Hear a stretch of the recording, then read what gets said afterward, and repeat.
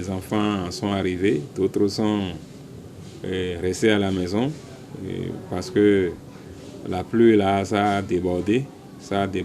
Bon, nous savons que c'est la saison, mais le premier jour de la rentrée aujourd'hui là, vraiment. Mais malgré ça, on a quand même commencé la rentrée. Il y a légèrement une petite inondation qu'on a constatée, mais dans les 48 heures, ça va s'éclipser. Mais il reste des enfants à la maison. On n'a pas encore atteint l'effectif qu'il faut normalement. Donc d'autres enfants sont empêchés de venir à l'école à cause de la pluie. Tous sont venus sous parapluie. Bon, on a accepté cela et nous sommes ensemble maintenant. La pluie, elle est tombée en grande quantité depuis l'aube et toute la matinée, c'est l'eau qui tombait sans cesse. Mais Dieu merci, nos classes ne sont pas inondées. C'est notre cours qui est inondé, mais il y a une terrasse qui a permis l'accès à rentrer dans les salles pour les enfants. Donc c'est difficile parce qu'une bonne partie de notre cours est inondée et on a dû faire des tranchées pour évacuer l'eau. Donc comme nous avons des caniveaux à gauche et à droite, ça fait que l'eau a un peu diminué. Donc les enfants sont en classe, ça fonctionne, l'évaluation diagnostique fait son cours normal.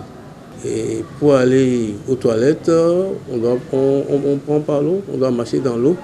Donc on n'a pas autre solution magique, mais on tente d'évacuer l'eau de l'autre côté aussi que de ce côté.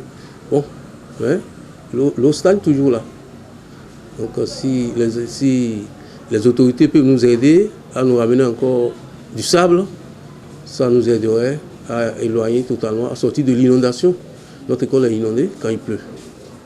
Pour aller en récréation, on sort, le niveau 1 sort d'abord, CICPC1 sort, et ils vont manger, et après les autres sortent.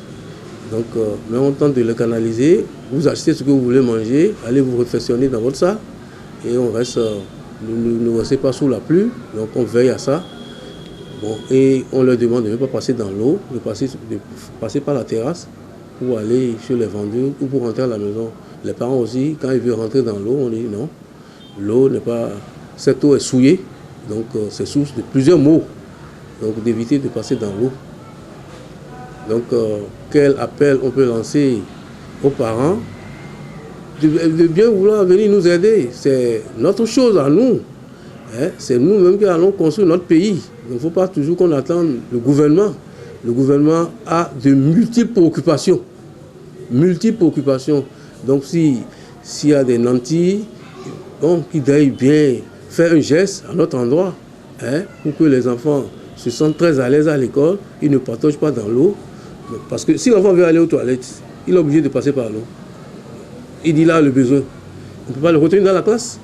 Donc il doit passer dans l'eau. Donc si on peut avoir des voies de sable, ça nous aiderait beaucoup.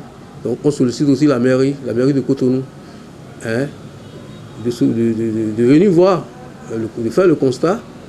Et au-delà de tout ça là, cette école a une particularité. L'année passée, nous avons géré plus de 600 élèves.